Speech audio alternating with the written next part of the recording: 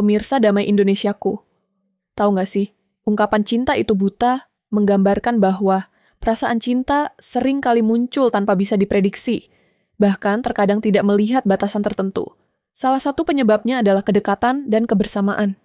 Rasa cinta bisa tumbuh karena sering berinteraksi, bertemu, atau menghabiskan waktu bersama.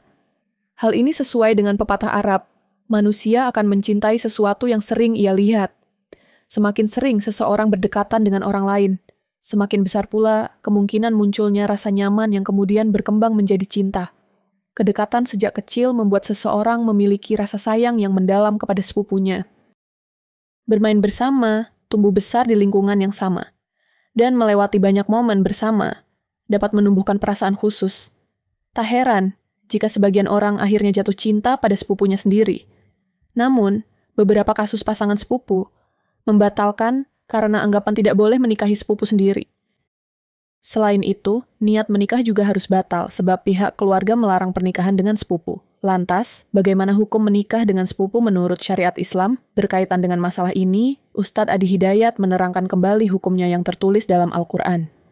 Dalam Al-Quran surat Al-Ahzab ayat 50, dijelaskan mengenai siapa saja yang boleh dinikahi dan yang tidak. Wahai Nabi, dengan keagunganku, kata Allah Subhanahu wa Ta'ala, dihalalkan bagimu untuk menikahi perempuan-perempuan yang kualifikasinya dibenarkan secara agama, sepanjang engkau siapkan pula mahar, ungkap Ustadz Adi Hidayat pada tayangan YouTube miliknya. Jadi dalam pernikahan itu, ada yang tidak diperkenankan menikah, ada yang dibolehkan, sambungnya.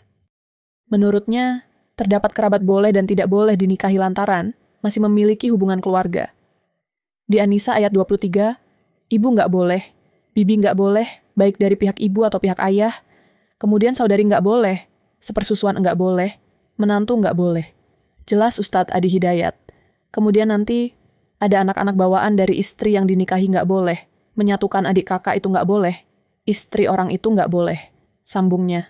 Selain yang disebutkan Ustadz Adi Hidayat tadi, ada juga dari jalur kekerabatan yang diperbolehkan untuk dinikahi. Kalau dari jalur kekerabatan yang dekat anak paman, berarti sepupu kan, kata Ustadz Adi Hidayat. Oleh karena itu, Ustadz Adi Hidayat mengungkapkan pada dasarnya diperbolehkan bila seseorang menikah dengan sepupu, sebab bukan mahram. Jadi hukumnya, kalau ingin menikah antar sepupu, boleh-boleh saja karena ini bukan mahram, tegas Ustadz Adi Hidayat. Namun hukumnya bisa menjadi haram jika ada sebab atau faktor lain. Sampai sini boleh. Kalau ditanya, apakah boleh menikah antar sepupu? Boleh sepanjang tidak ada sebab-sebab lain, ujarnya.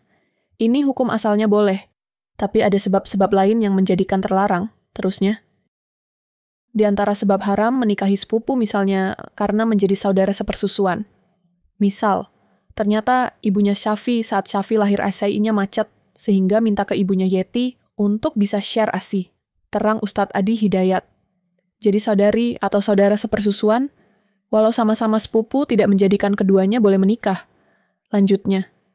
Atau ada faktor lain yang menjadikan sepupu tidak bisa dinikahi. Namun jika tidak ada faktor penghambat tersebut, maka boleh hukumnya. Tapi kalau di luar itu aman, bukan saudara atau saudari sepersusuan, dan tidak ada faktor lain yang menjadikan dia terhambat, maka boleh-boleh saja tidak ada masalah. Jelas Ustadz Adi Hidayat. Akan tetapi, Ustadz Adi Hidayat mengingatkan meskipun boleh menikahi sepupu, tapi sebaiknya dilakukan dengan cara yang halal. Sekalipun ada kebolehan, tapi tetap ditempuh dengan cara terhormat, tandasnya.